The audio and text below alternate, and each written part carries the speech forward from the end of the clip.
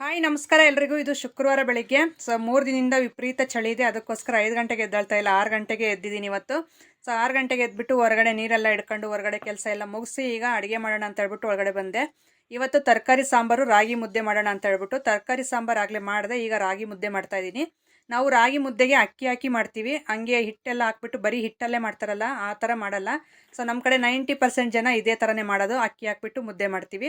ಮುದ್ದೆ ಮಾಡಿ ಇವತ್ತು ತರಕಾರಿ ಸಾಂಬಾರು ಸೂಪರ್ ಕಾಂಬಿನೇಷನ್, ತುಂಬ ಚೆನ್ನಾಗಿತ್ತು ಸಾಂಬಾರಿಗೂ ಮುದ್ದೆಗೂ. ಊಟ ಎಲ್ಲ ಮುಗಿಸಿ ಈಗ ಕುರಿ ಕೆಳಗಡೆ ಎಲ್ಲ ಹುಡ್ಗೋಣ ಅಂತ ಹೇಳ್ಬಿಟ್ಟು ಹೊರಗಡೆ ಬಂದೆ.